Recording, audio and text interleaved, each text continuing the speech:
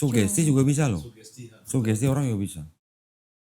Orang yang KKR, dia merasa sakit, merasa sembuh karena sugesti dia. Tapi sakitnya sakit-sakit yang bagaimana?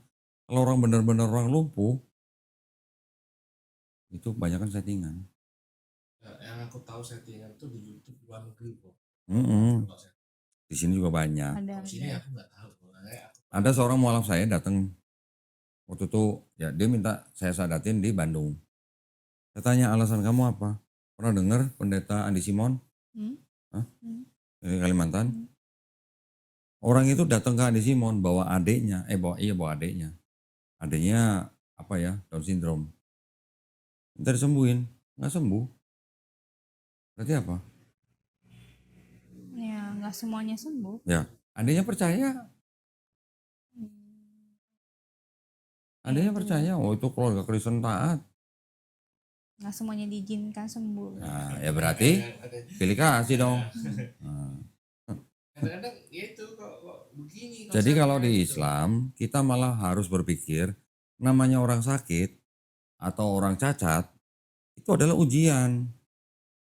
Itu semuanya ujian dari yang menciptakan kita. Lu dikasih ujian begini, lu masih mau beriman nggak? Gitu.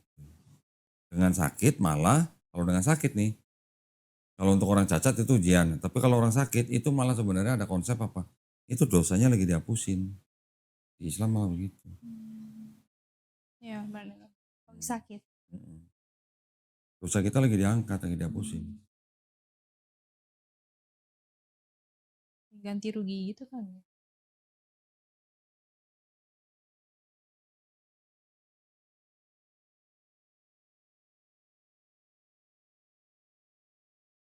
Iya, setiap detik daripada nafas kita itu adalah ujian. Mau sehat ujian, mau sakit ujian, mau kaya ujian, mau miskin ujian. Justru kalau kita sehat sama kita kaya, ini ujiannya lebih berat daripada orang sakit dan orang miskin. Kenapa begitu? Orang sehat, tuh pakai nggak badan lu yang sehat untuk beribadah, untuk berdakwah? Lu kaya, lu pakai nggak harta lu buat di jalan Allah? Orang lebih berat. Nah, kalau orang sakit, orang miskin terbatas berarti kan. Nggak banyak yang harus dipertanggungjawabkan. Tapi kalau orang sehat dan orang kaya, lebih banyak yang dipertanggungjawabkan. Gitu. Banyak memang konsep-konsep seperti itu yang beda antara Kristen sama Islam. Ya, contoh kayak sakit, ujian kayak gitu.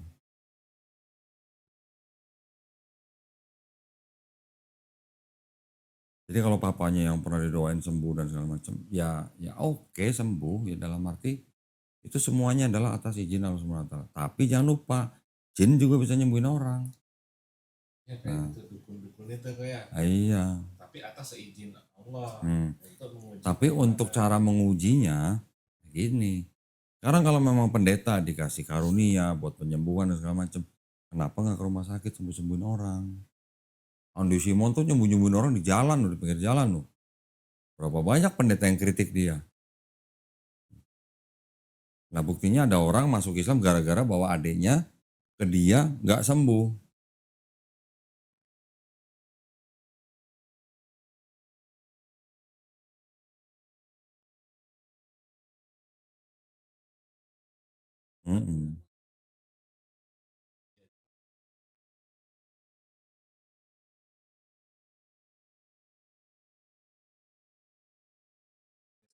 Sugesti juga bisa, sugesti juga bisa.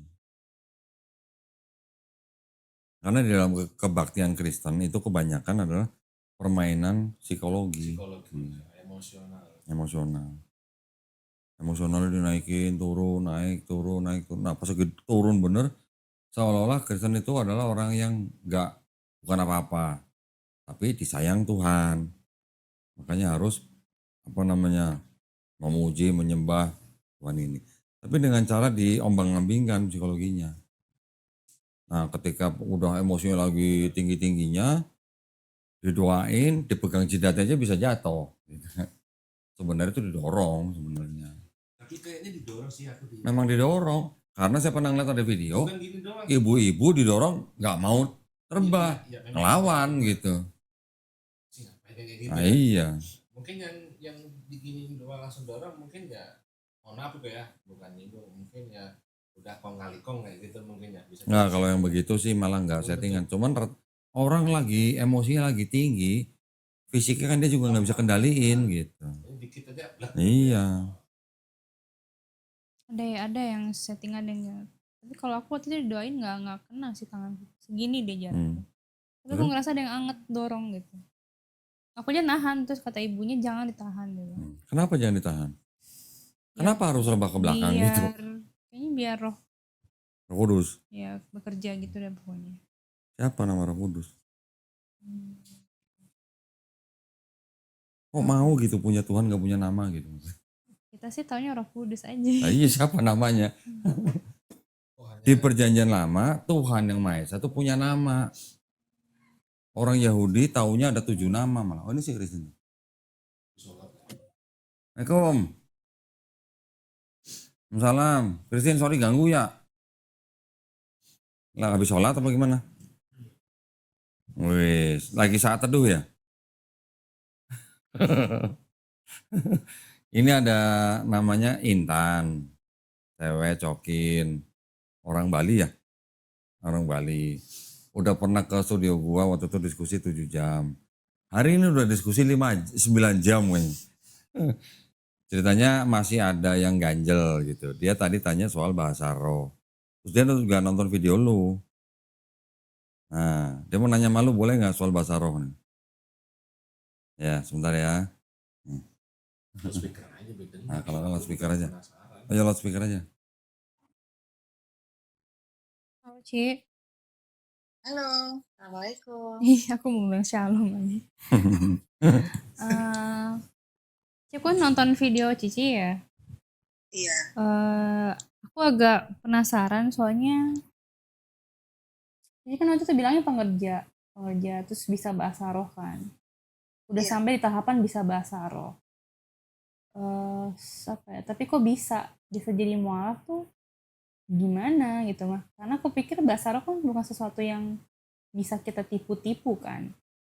Kayak Iya. itu udah karunia lah gitu. Dan itu yang bikin aku sampai sekarang nggak bisa pindah ya karena aku berpikir aku juga bisa lahir baru. Terus bisa bahasa roh juga. Apa ya? Pengalaman pribadi lah gitu. Jadi itu Betul. sesuatu yang nggak bisa ditipu kan gitu loh. Betul. Jadi aku pas nonton video Cici tuh, kok ini ada pengerja GBI, pengerja dan bisa bahasa roh, tapi kok bisa mualaf gitu. Iya. Kamu itu kalau misalnya apa ya? Sekarang tuh di kepalaku sehebat apapun teori tuh kalah sama praktek. Itu dah yang aku sekarang di pikiranku tuh. Sehebat apapun Iya. teori tuh kalah sama pengalaman pribadi. Itu dah yang mengganjal. Iya. Terus yang Intan mau tanyakan apa nih? Nah, jadi waktu Soal- Cici bisa bahasa roh itu gimana gitu? Itu kan pengalaman pribadi kan. Kasih tahu Betul. Kristen. Sesuatu yang Bahasa rohnya nggak bisa gimana? ditipu gitu. Iya, betul. Apakah betul. bahasa roh itu Cici beneran mengalami atau enggak atau gimana gitu? Karena kan nggak semua orang Kristen bisa bahasa roh, cuma yang lahir baru Betul. aja. Betul, betul. Iya, pada diri. Jadi ini cerita pengalaman saya kalau gitu ya. Loh, Mau cerita Gimana? dari mananya? Asal mulanya saya Kok masih berbahasa ngobrol roh atau sama? bagaimana? Udah Iya, bentar lagi. boleh. Tadi sebenarnya udah mau begitu, Oke. cuman ini tadi mau Jadi, ngobrol sama mualaf yang sama-sama dari GBI yang bisa bahasa roh. Boleh ngobrol sebentar. Ini habis ini udah gue suruh pulang.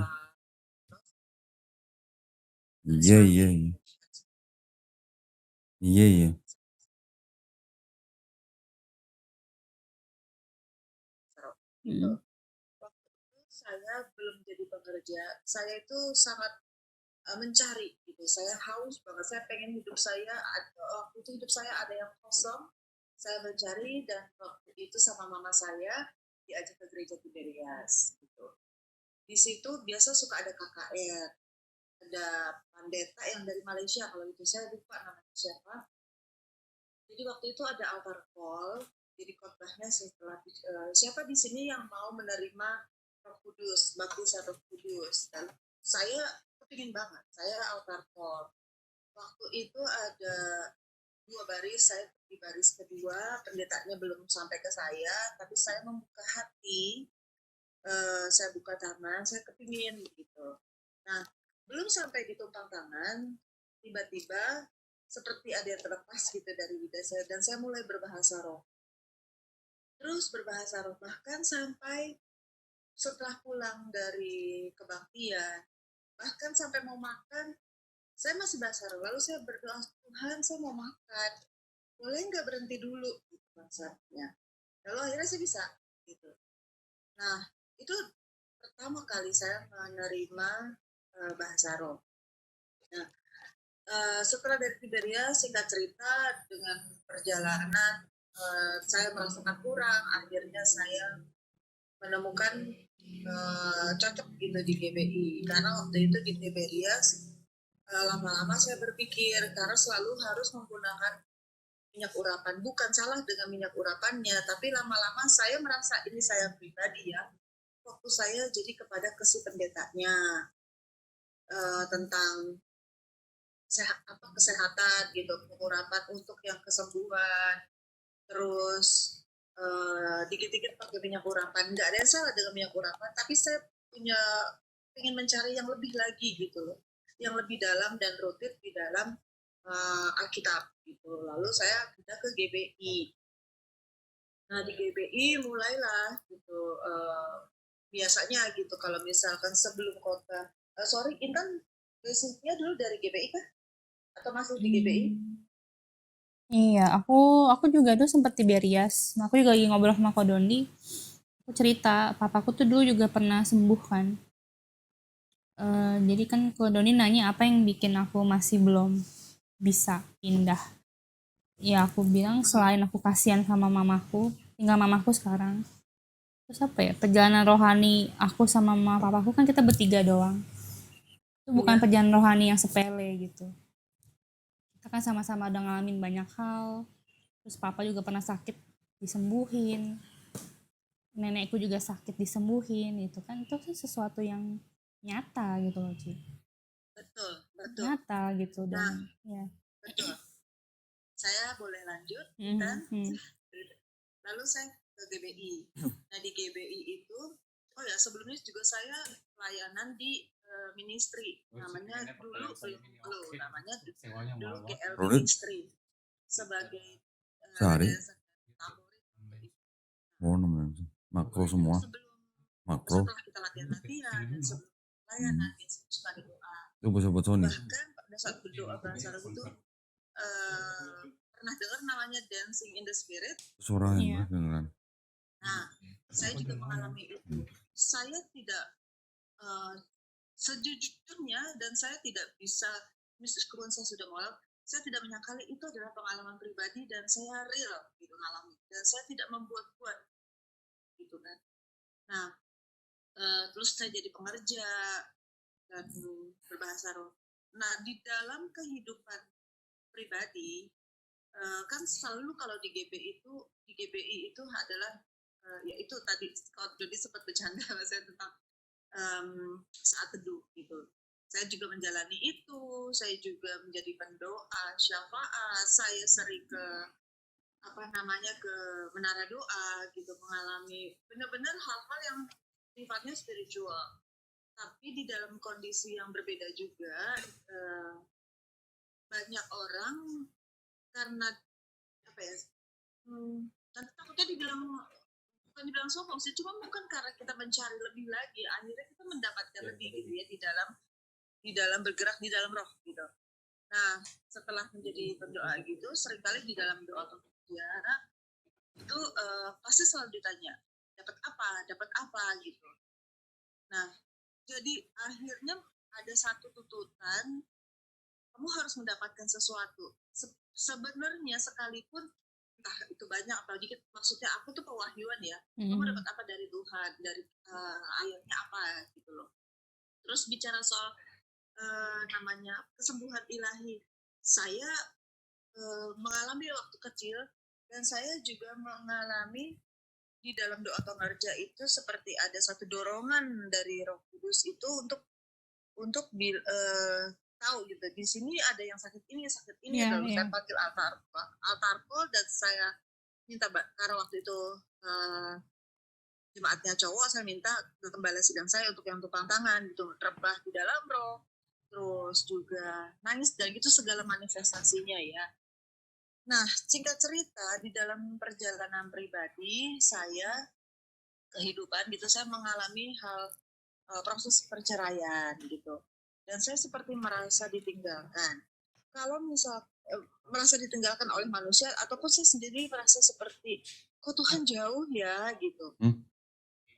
Terus apakah sebenarnya saya yang menjauh dari Tuhan? Saya nggak berani menyalahkan Tuhan.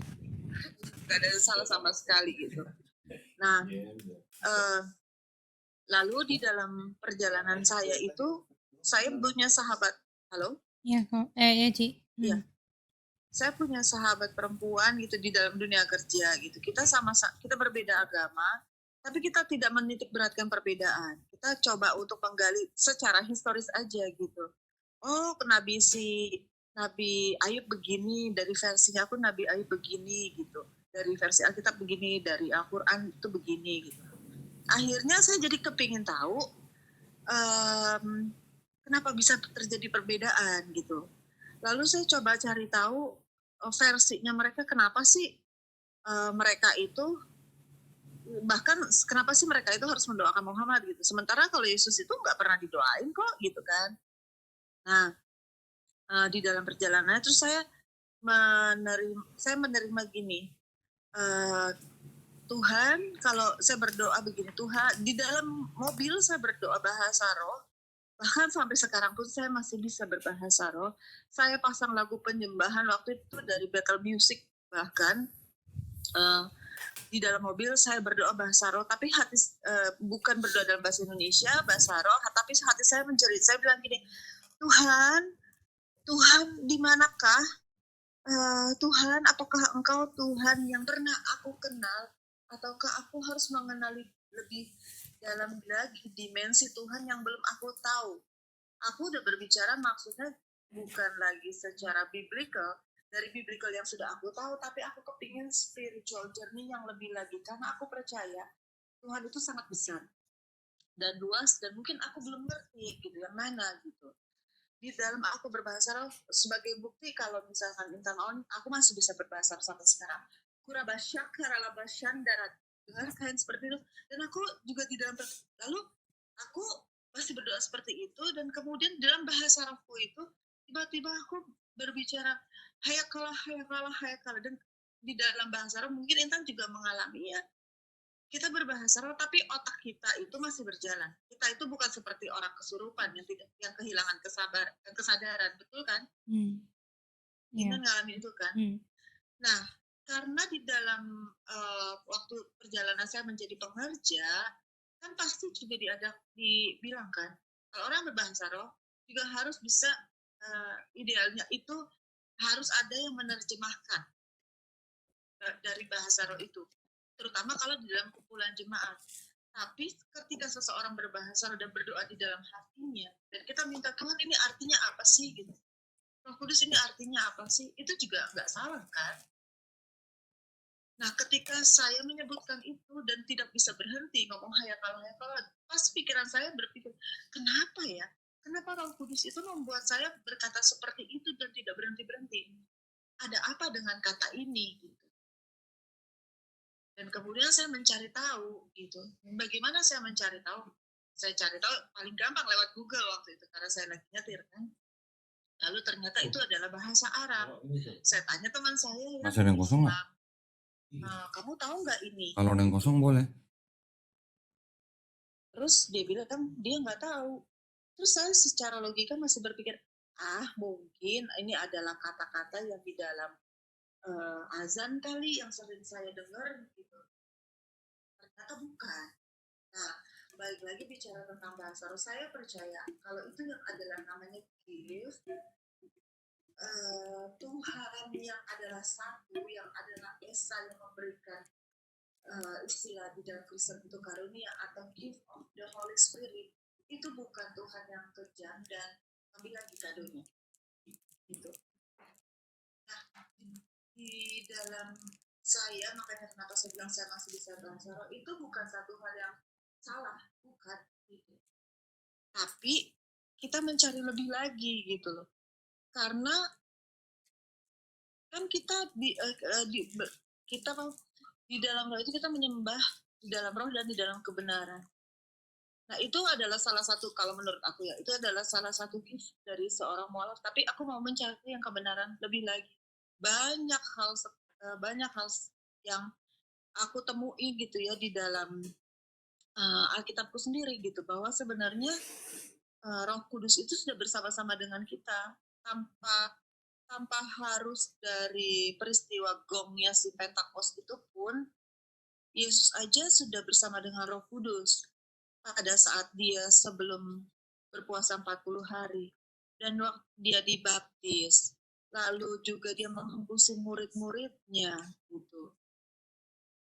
Lalu ketika contoh di perjanjian lama gitu, Elia, dia diangkat gitu. Itu oleh siapa gitu. Kalau bukan the power of the Holy Spirit gitu. Tapi tidak menjadi, kalau menurut aku ya, tapi bukannya berarti aku menyembah ke Holy Spiritnya, enggak. Aku menyembah kepada Tuhan yang memberikan gift of the Spirit di dalam spiritualnya aku untuk berjalan lebih mendekat kepada Tuhan yang adalah satu, gitu. Yang adalah Allah. Nah, selama aku menjadi mualaf, berarti aku tidak bergereja dan tidak berbahasa roh lagi, kan? Apakah aku kehilangan kedekatan aku sama Allah? Enggak. Dan ternyata di dalam perjalananku, misalkan aku baca Quran, dan aku nggak ngerti ya, karena misalkan bahasa Arab, di dalam doanya aku, pada saat pagi di dalam tahajud, aku baca Quran. Tidak ada siapapun. Aku hanya membaca terjemahan dan aku pasang audionya yang bahasa Arab. Aku cuma baca yang terjemahan bahasa Indonesia. Di situ as if ada sosok satu pribadi yang di sebelah aku yang seperti ngomongin itu, padahal itu handphone. Dan aku nangis gitu loh. Aku pikir, wow, ini cuma beda caranya aja, tapi maksudnya secara audio dan apa namanya tekniknya aja. Tapi aku merasa ada satu kedekatan seperti waktu aku bersaat teduh dan intim dengan Roh Kudus gitu loh. Dan aku yakin bahwa sebenarnya Allah itu yang adalah roh. Itu menuntun aku kepada kebenaran. Gitu. Tapi aku tidak mengingkari Roh Kudusnya, enggak. Gitu. Ada yang mau ditanyakan? Apa kok? Berarti Roh Kudus itu bener ada, datang. Apa maksudnya sampai Cici bisa bahasa roh itu bener Roh Kudusnya Kristen dong jadinya. Atau gimana? Iya, Roh Kudusnya Kristen. Nah, tapi bukannya sebagai Tuhan ya, gitu. Tuhan itu satu. Karena Yesus sendiri bilang begitu di dalam pengajarannya dia. Dan aku belajar bahkan dari Rabi hanya untuk bahas itu, gitu loh. Aku juga mikir apa Cici apa jadi mualaf karena Cici kan denger pengalaman spiritual lagi yang soal ya apa Putri kayak apa katanya ya hakalah apa nih kata-katanya hayakala itu aku mikir oh mungkin Cici berarti pengalaman spiritual kedua aku mikir gitu. Nah makanya aku mikir kok yang satu pengalaman spiritual secara Kristen yang satu pengalaman spiritual secara Muslim aku tadi mikir gitu. Jadi kayak ada 2 kali pengalaman jadinya gitu kan. Berarti kalau gitu pengalaman spiritual Kristennya salah kah gitu kan? Oh, gitu kan. Kalau itu butuh pemikiran yang panjang. Aku sendiri kemarin-kemarin itu masih berpikir bahkan ada lagi mungkin ini untuk GBI nggak semua, tapi di dalam doa pengerjaan itu beberapa kali gitu ya, orang-orang tertentu ada yang namanya holy laughter. Yang ketawa terus buat itu. Buat sebagian orang Kristen bahkan itu dianggap sesat. Tapi waktu aku ngalamin itu aku juga bertanya, kalau ini sesat, kenapa aku alamin? Aku nggak minta gitu, tapi itu dikasih gitu. Gold dust, aku udah ngalamin. Aku bareng dengan ministry team itu KKR dari kota ke kota. Apakah itu semuanya bohong-bohongan gitu? Kan benar-benar satu pertanyaan yang nggak ada yang bisa jawab kecuali kita dengan Tuhan gitu. Jadi aku bertanya terus sama Allah gitu. Tapi kalau misalkan Allah mengizinkan itu terjadi dan kemudian Allah bawa kita ke sekarang yang ini dan kehidupan kita jauh lebih baik, bukan bicara soal materi ya, jauh lebih baik di dalam pengenalan kita sama Tuhan. Dan kenapa tidak gitu?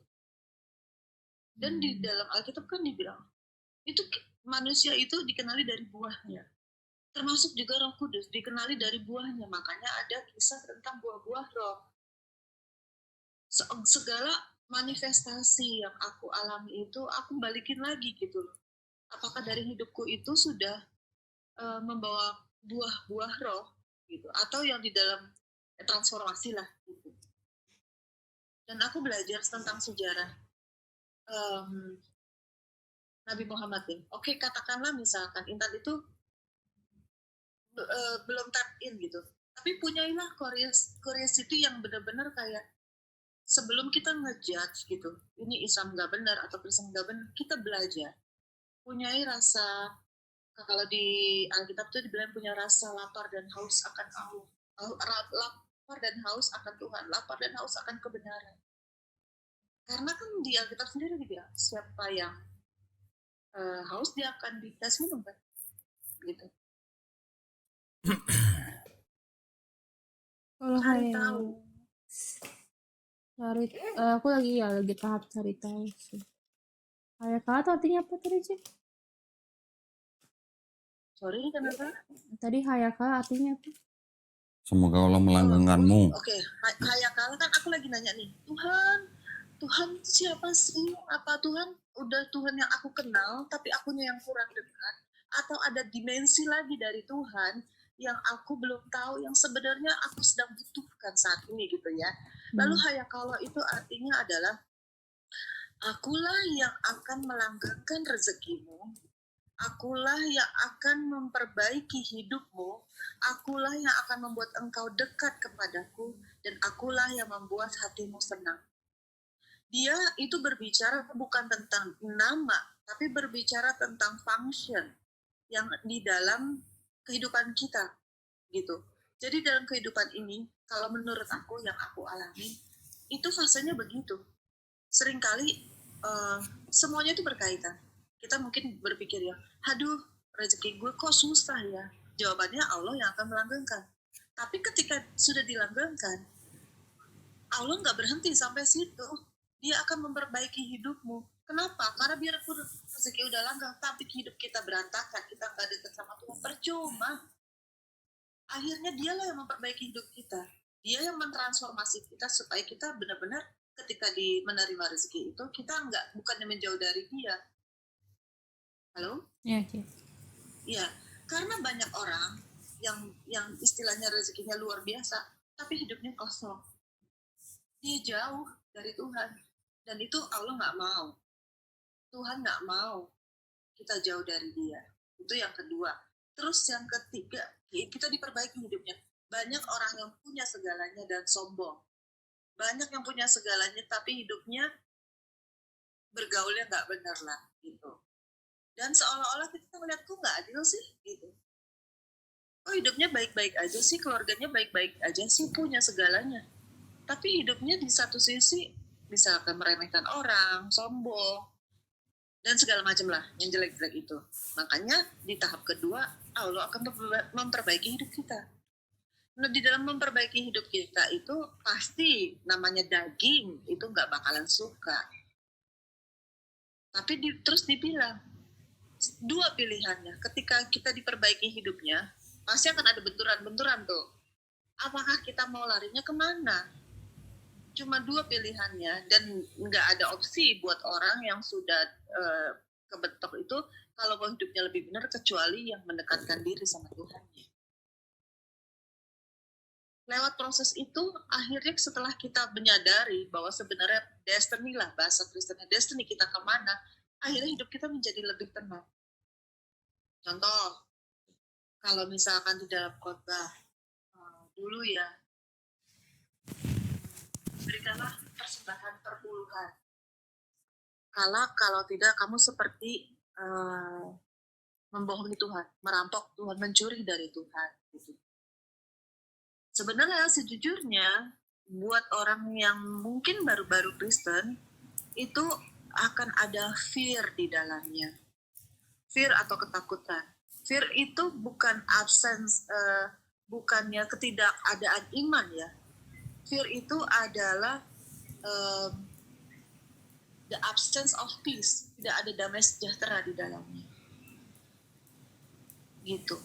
Jadi yang mau dicari tahu itu adalah apa? Kenapa sih kita harus kalau di Islam itu memberikan sedekah dan amal, dan itu membawa damai sejahtera nggak buat dirimu? Selalu kan begitu. Ketika kita menerima pesan dari pendeta manapun, dari siapapun, ada damai sejahtera nggak? Itu balik lagi ke kita pertanyaannya. Ketika ada damai sejahtera, go for it. Karena kelak pertanggungjawaban segala sesuatu yang kita buat di dunia ini, segala sesuatu baik spiritual ataupun fisik, kan kita akan kembali mempertanggungjawabkan. Karena sorga itu cuma satu, neraka itu cuma satu, dan gak ada kapling-kaplingnya. Gitu. Aku ngerti banget apa yang dialamin sama Intan gitu, terutama dari pihak keluarga gitu, karena kita sayang mereka kan. Tapi ketika kita dibenturkan sama masalah, nggak ada satu orang pun yang nolong. Kepada siapa kita harus minta tolong? Gitu. Dan kalau aku percaya, dan kalau memang Islam, kalau buat aku Islam itu yang memang dari Tuhan, dari Allah itu sendiri. Sebenarnya kalau boleh aku katakan, berbahagialah sebenarnya orang yang mualaf. Karena bukan kita yang memilih Islam, Islam yang memilih kita. Gitu. Dan membawa perubahan dalam hidup kita. Dan aku percaya banget ketika ini sifatnya ilahi, Allah akan put all the pieces in place in the right time. Kalau kita bermualaf itu karena manusia, pengetahuan kita, keimanan kita akan cetek. Tapi kalau itu dari Allah sendiri, nggak ada yang bisa menggoyahkan, tidak seorang manusia pun. Gitu. Kenapa di Kristen itu ada martir? Coba. Ya karena ada iman. Jadi ketika seseorang beriman, apalagi setelah menemukan kebenaran. Aku tuh jadi aku kan ada komunitas mualafah istilahnya ya, yang isinya perempuan semua. Aku tuh sering banget bertanya kritis. Gimana nih kalau dibilang misalkan, loh kan Yesus sudah bilang, akulah jalan, kebenaran, dan hidup. Terus gimana kita jawabnya gitu? Di Islam gimana cara jawabnya? Apa kita mau counter juga dengan ayat? Gampang jawabannya. Sekarang kalau di Kristen itu akulah jalan, kebenaran, dan hidup. Kalau di Islam itu bukan jalan dan kebenaran dan hidup doang, tapi itu tujuan. Karena Yesus itu di dalam khotbahnya selalu supaya kita sampai kepada Bapa. Gitu. Surga, dan surga itu cuma satu. Dan di dalam setiap sholat itu selalu dibilang, Ihdinas siratal mustaqim, tunjukkanlah kepadaku jalan yang lurus, cuma satu, dan itu surga gitu.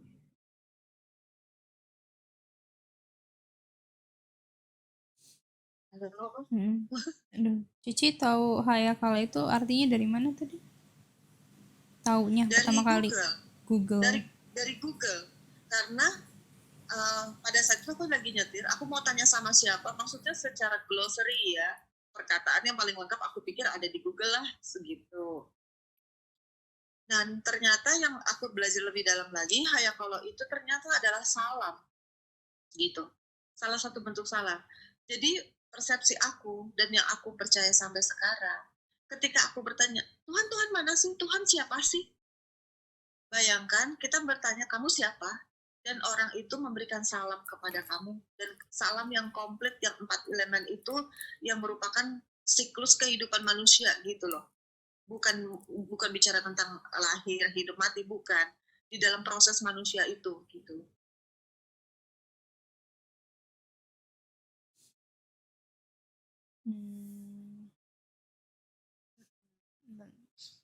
Berarti pengalaman Cici sama Roh Kudus itu benar terjadi. Benar. Tapi Kan yang ngomong hayakolo juga bukan aku. Aku nggak tahu orang aku lagi bahasa roh. berarti mungkin ini Roh Kudusnya KW nyambung kali KW. Roh nyambung Kudusnya beragama Islam.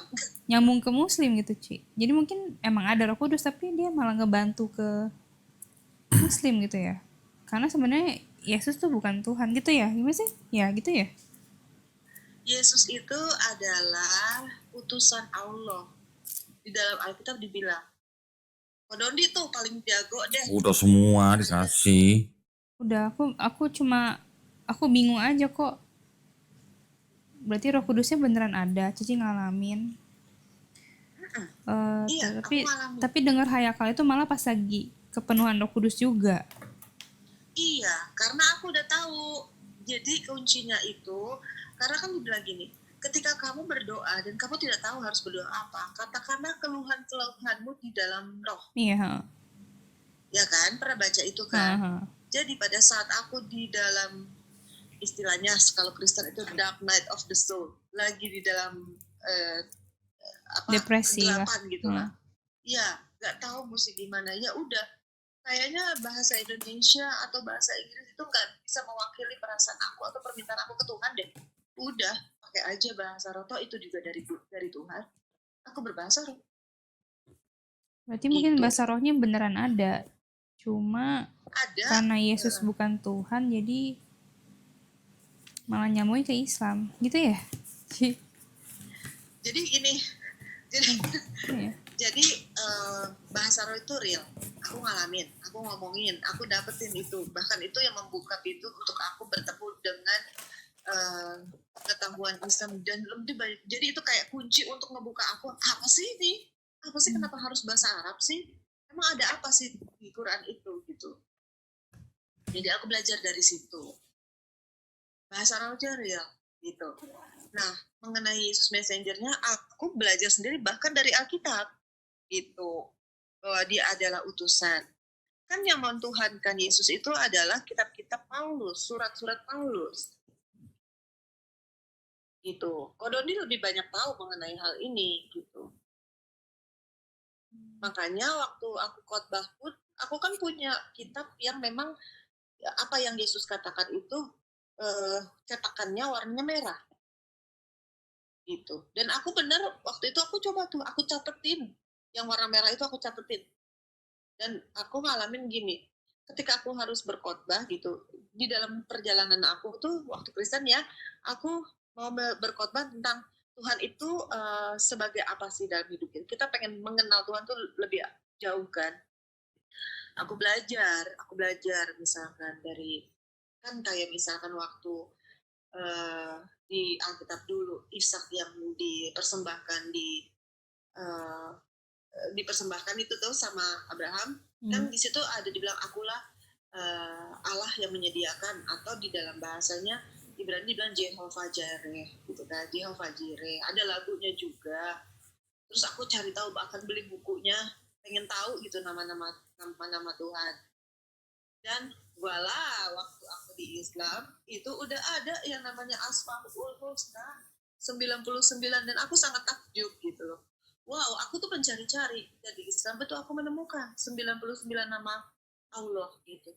Dalam kebesarannya dia, sifat-sifatnya dia, membuat aku lebih mengenali, oh kayak begini gitu rupanya ya. Ternyata, sorry ya Bex, ternyata 99 itu ada gitu di dalam Quran. Berarti sudah lengkap lah. Tinggal kita mengalami aja. Ketika kita menyebut gini, ada satu hal yang lagi yang aku temukan. Allah itu kasih di dalam Alkitab. Di dalam Quran, Ar-Rahman, Ar-Rahim. Selain kasih juga sayang. Aku pondering itu. Apa itu maksudnya?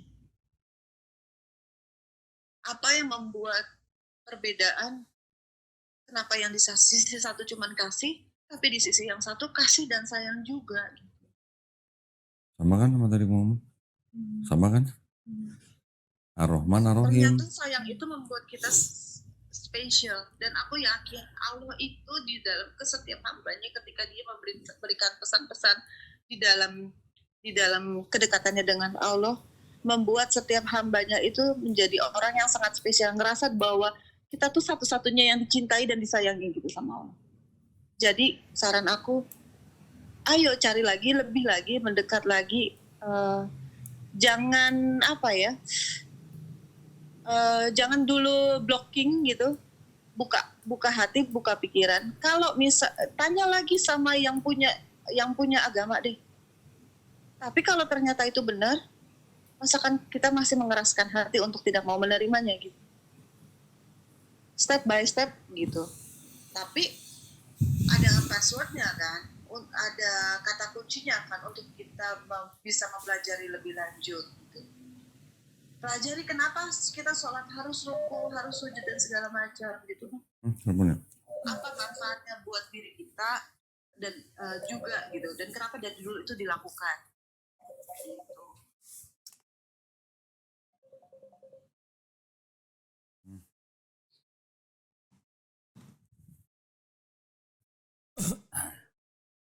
Oji. Halo ya. Sorry kalau aku kepanjang lebaran. Kepanjangan kan Niko? Gue ngomongnya ke bawah. Enggak, kalau enggak gini aja. Nanti kalau siapa? Intan mau ngobrol lagi sama si Christine, bisa telepon lagi. Iya. Ya, nanti bisa ngobrol berdua lebih apa intimate lagi sesama cewek gitu lah. Ini ada cowok jadi mungkin kalau ada mudah-mudahan masalah cewek nanti mungkin ada nggak enak. Nanti bisa ngobrol lagi sama Cik Christine. Gitu aja. Ya, oke. Ya. Christine, thank you ya. Thank you, Kak. Barakallah ya. Barakallah. Assalamualaikum warahmatullahi wabarakatuh. Oke sih. Ya, gitu aja. Ini gue juga udah teler, gue juga pengen tidur. Siang udah banyak acara sampai malam, ntar gue juga konsultasi di masjid lagi. Tadinya udah gak konsen juga kalau ngantuk. Nah, makanya Nunggu udah sampai- ngantuk juga udah nggak konsen Iya. lah. Ya, nanti lain kali aja datang lagi kalau memang perlu bantu kita bantu. Aku pokoknya ya nanti deh peganganku Cik Ngobrol Christine. lagi sama Cik Christine. Iya. Itu dulunya ya udah biasa lah konseling orang gitu. Tapi saya mau kasih tahu konsep Roh Kudus ya. Kalau di Kristen Roh Kudus itu kan pribadi ketiga daripada Tuhan. Kalau di Islam ada istilah Roh Kudus itu sebenarnya dimaksud adalah malaikat Jibril alaihissalam atau malaikat Gabriel di Bible ya. Di Quran yang disebut Rohul Kudus itu adalah malaikat Jibril alaihissalam.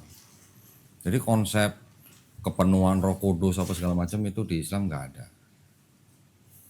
Islam nggak ada. Kalau memang Kristen punya pengalaman seperti itu ketika di Kristen dan segala macam dengan segala pengalamannya, kalau menurut saya itu hanyalah ekspresi daripada penyembahan dia kepada yang dia sembah. Dengan cara kepenuhan Roh Kudus atau semacamnya itu adalah hanya ekspresi lah. Ya, dengan cara ngomong yang nggak jelas, yang katanya yang tahu cuman orang tertentu atau gimana, itu ekspresi aja. Di Islam nggak ada gitu. Jadi kalau bilang tadi nanya, jadi beneran Roh Kudus ada? Kalau di Islam Roh Kudus itu malaikat Jibril alaihissalam. Ya, nanti kalau udah mulai baca Quran pasti tahu. Tadi sih ngobrol sama Cik Christine ngalamin gitu.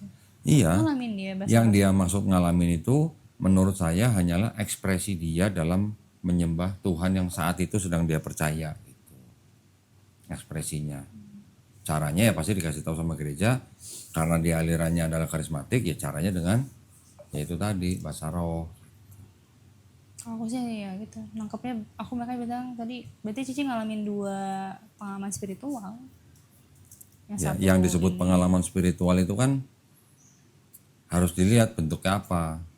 Kalau bentuk yang dialami oleh orang-orang Kristen dengan bilang Roh Kudus, konsep itu nggak ada di Islam. Jadi menurut pandangan orang di luar agama gitu, itu hanyalah bentuk dia mengekspresikan diri ketika dia menyembah Tuhan yang sedang dia percaya. Itu aja. Tapi kalau sosok Roh Kudus dalam Islam bukan Tuhan, bukan pribadi ketiga Tuhan gitu. Tapi yang dimaksud Roh Kudus di Al-Quran adalah malaikat Jibril alaihissalam. Saya kasih tahu dulu nih, supaya nanti jangan mikir, oh di Islam juga ada Roh Kudus.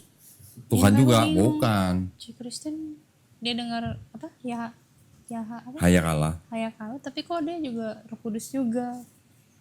Aku makanya masih nggak ngerti. Iya, karena dia mungkin waktu itu dia belum tahu bahwa di dalam Islam juga ada sebutan Roh Kudus, tapi sebenarnya malaikat Jibril alaihissalam. Dan dia pun tadi barusan dia sampai sekarang masih bisa bahasa roh. Tadi kan dia peraga. Kalau masih bisanya itu hanya mungkin kebiasaan dia mengucapkan kalimat-kalimat seperti itu. So tadi dia habis bahasa roh langsung bisa Tapi ngomong. coba suruh bahasa yang kalimatnya beda gitu, bisa nggak? Iya. Nggak bisa, karena itu udah template. Tadi juga dia habis bahasa roh langsung ngomong bahasa Indonesia lagi kok. Nah, Aku jadi iya. kayak, Ya iya itu dia, makanya saya bilang hanya ekspresi. Diajarin, ada yang ngajarin, bicaranya seperti itu, dan yang diomongin ya cuma itu aja.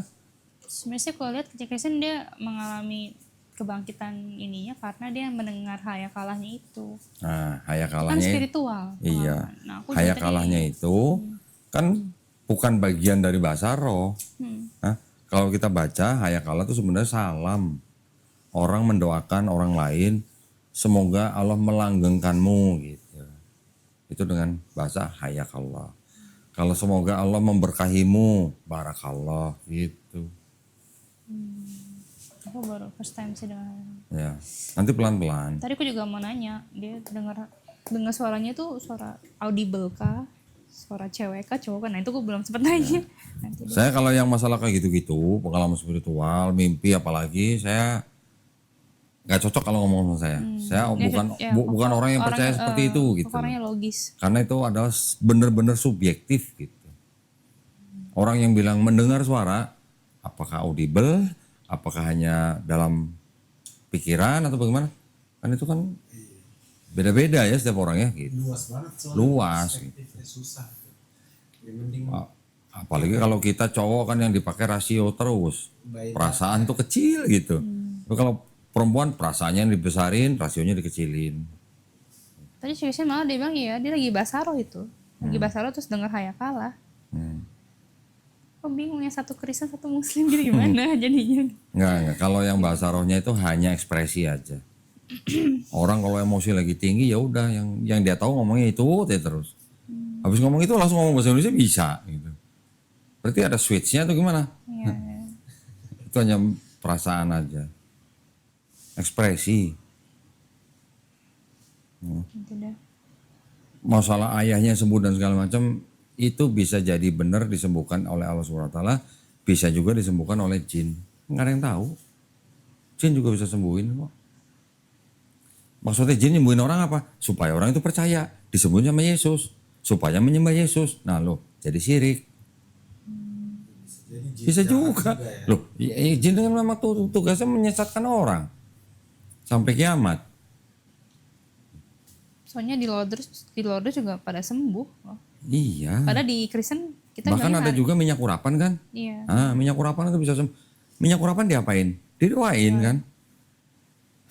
Sekarang kalau Allah pencipta alam semesta, ada orang berdoa ribuan kali, ratusan kali, ribuan kali. Nggak usah Kristen, di Islam aja ada orang-orang Islam yang berzikir, membaca surat tertentu ribuan kali. Yang datang bukan malaikat, jin yang datang. Ada juga yang begitu. Jangan salah. Soalnya di Lourdes kan juga pada sembuh. Padahal di Kristen kan dibilangnya Maria sesat kan. Maria siapa? Bunda Maria. Bunda Maria. Terus aku mikir tapi Kok sesat? Kalau di Kristen kan Bunda Maria kan nggak boleh disembah. Dan memang nggak boleh sembah. Aku mikir tapi kenyataannya banyak orang sembuh di Lourdes gitu kan. Siapa yang sembah? Banyak orang sembuh di Lourdes. Jadi aku kayak Ya kalau masalah sembuh-sembuhan Nah, gitu itu sih dah. ya, Jadi ya itulah kayak- pandangan Islam begitu. Ya, kesembuhan itu hanya izin Allah SWT kalau memang benar-benar minta kepada Allah. Tapi jin pun bisa menyembuhkan orang. Tujuannya apa? Menyesatkan orang. Bisa juga. Makanya kalau ada pendeta-pendeta yang menyembuhkan orang di KKR atau di jalan, kenapa dia nggak ke rumah sakit? Nyembuhin orang-orang di rumah sakit. Apakah orang-orang yang di pinggir jalan disembuhin sama pendetaan disembuhin terus semuanya percaya? Enggak juga. Apa bedanya sama di rumah sakit? Di rumah sakit udah ketahuan sakit. Nah kalau di pinggir jalan, bisa juga deh cuman karena ya gitulah. Nah buktinya teman saya bawa adanya nggak sembuh. Ciin Tuhan. Yang penting saran saya cuman kita menggunakan akal dan pikiran gitu. Jangan kebanyakan perasaan. Kalau kebanyakan perasaan ya susah menjemput hidayahnya. Ya, perasaan ada penting, tapi akal dan pikiran itu juga sangat penting. Karena di Quran 300 ayat bunyinya apa? Apakah kamu nggak mikir? Nah gitu ayatnya. Apakah kamu nggak mengingat? Gitu. Perempuan juga bisa pakai akal. Semua manusia bisa. Mau laki mau perempuan. Yang penting kembali lagi ke dasar. Dasar untuk mencari sebuah agama yang benar itu apa? Dari kitabnya. Masalah yang lain-lain itu nanti akan jalan sendiri. Orang Islam kalau yang sudah religius benar juga, kita dengar ceritanya belum tentu kita percaya. Benar. Makanya kita yang biasa-biasa aja lah. Yang penting kita beriman, bertakwa, udah cukup. Saya bukan orang yang mistis gitu kan. Karena hal goib itu bukan ranah kita. Gitu. Makanya kan di Islam kita percaya ketika orang ke dukun dan dia percaya dengan omongan dukun itu, orang Islam nih, sholatnya nggak diterima 40 hari. Karena dia dengan begitu sudah tidak berserah diri kepada kehendak penciptanya. Dia harusnya minta kepada yang menciptakan dia, bukan minta ke dukun. Dukun minta bantuannya siapa? Jin. Jin. Gitu. Pernah dengar nggak nanya kita ke dukun? Kita nanya tentang saudara kita yang sudah meninggal. Dukun itu bisa jawab. Dan benar. Dari mana? Nah, jawabannya dari Islam. Kristen nggak bisa jawab. Bisa jawab Kristen? Dari mana itu? Dukun bisa tahu orang yang sudah meninggal itu begini gitu. Jawaban yang logis ya maksudnya ya. Pernah dengar nggak tuh dari Kristen? Nggak ada kan? Kalau aku mikirnya Six Sense. Nggak Kalau ada. kata Adi Six Sense ya dari Nggak Korea. ada. Itu kalau dukun yang bilang six sense disamperin sama pesulap merah, malu dia. Bener. Udah ratusan dukun yang digituin sama pesulap merah. Dukun kalau nggak bohong cabul kata pesulap merah. Tapi di Islam bisa ada jawabannya. Kalau dukun itu bisa jawab, bisa menjelaskan orang yang sudah mati itu begini-begini dan benar, di Islam ada jawabannya. Jawabannya apa? Setiap manusia yang lahir semua sudah didampingi. Baik oleh itu malaikat juga oleh jin. Jin siapa? Jin korin namanya. Jin korin ini mendampingi orang itu dari lahir sampai mati. Makanya jin itu yang paling tahu orang itu. Ketika ada dukun ditanya tentang orang yang udah mati itu, dukun itu menghubungi jin korin orang itu. Jin korin itu yang memberitahu, dukun itu yang menjelaskan kepada kita. Ternyata benar. Kita ditipu sama, kita udah mendapat informasi dari jin. Si Jin Korea ini mau aja ya cara dihubungi. Menyesatkan. Kok bisa dihubungi gitu? Iya, kan namanya Ya kerjasama. Spiritual. Ada imbal baliknya, nggak gratis. Emang dukun kalau urusan sama minyak segala macam, itu yang disukai jin. Gitu. Mungkin juga orang Six Sense juga bisa ngebaca karena ngomong sama korin kita kayaknya kok. Six sense, Iya. Dia sangat percaya dengan nggak ada konsep begitu. Di Islam nggak ada konsep begitu. Di Islam, kalau ada orang bisa ngelihat jin, berarti di matanya ada jin. Di Islam. Suka ada orang temen Six Sense ya, oh lu kan dulunya gini ya, ini bener gitu. Iya, itu tadi. berarti di dalam dirinya ada Dalamnya jin. ada jin dan pendamping. Iya. Nah, pendamping itunya pendamping manusia biasa tidak bisa melihat seperti itu tanpa ada didampingin oleh halus. Udah. Jadi Jin mau itu kan dunia sama manusia kan dunianya berbeda. Jin kan goib, Dimensi lain lah. dimensinya lain. Ketika ada orang bisa melihat jin, berarti di dalam orang itu ada jin. Di semua orang pasti ada jin. Iya, jin korin. Tapi kan bukan jin yang korin yang diam di dalam tubuh kita bisa melihat jin lain, enggak. Bukan jin korin yang, tapi jin lain yang masuk kita bisa melihat sesamanya. Ketika ada orang bisa melihat jin, yang menampakkan diri, jin itu dalam kondisi yang paling lemah sebenarnya. Bisa dibunuh. Betul. Bisa dibunuh. Saya ada teman yang ahli ruqyah. Orang yang ada jin di dalam tubuhnya, kalau disuruh keluar nggak mau, jin itu dibunuh.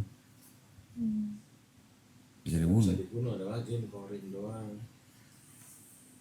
bisa dibunuh. Yang nggak bisa Nggak bisa dibunuh. korin. Kalau hal-hal seperti itu sih sebenarnya udah agak tinggi lah pembahasannya ya. Simbol. Itu bukan ranah saya itu mah. Saya bukan orang yang mempelajari hal-hal seperti itu. Yang saya pelajari hanya benar-benar kitab gitu. Tak lah. Kalau orang yang menggunakan akal pikirannya lebih besar porsinya, diskusi di sini sejam 2 jam sadat. Karena berdasarkan kitab. Tapi kalau orang yang menggunakan perasaan seperti Intan, seperti Noni yang kemarin berjam-jam belum tentu selesai. Bahkan berhari-hari pun bisa belum tentu selesai. Noni. Yang pakai baju hitam bukan sih kak? Siapa? Cewek baju hitam bukan? Cewek baju hitam, namanya siapa? Yang tadi kau bilang. Oh enggak, kalau yang Noni itu belum tayang. Oh belum. 5 jam itu Oh. baru sadar. Tapi dia setengah-setengah, kadang perasaan, kadang akal sehat, kadang perasaan. Begitu, dan yang dia takutin cuman anaknya. Suaminya udah meninggal. Anaknya sudah menguasai hidup dia. Tapi alhamdulillah kemarin dia langsung sadar. Dia komunikasi sama anaknya, saya bantu, kasih ayat ini gitu. Kasih by phone. Iya, masih pakai WA. Videonya ada, sudah saya upload, cuman masih private. Masih unlist. Anaknya oke ya. Anaknya menentang. Menentang. Iya. Menentang banget. Ya karena itu doktrin. Ya. Itu aja. Mohon maaf, saya nggak bisa lama-lama lagi. Iya kok. Saya harus istirahat, jam 12 ada Jumatan. Habis itu sampai malam ada acara nanti saya. Semoga diberi kesempatan lah mendapat petunjuk gitu aja. Ya, ya, Di, thank you ya. Yuk, thank you bro. Ya, ketemu ya. Yuk. Ya. Thank you ya Jam ya. Nah.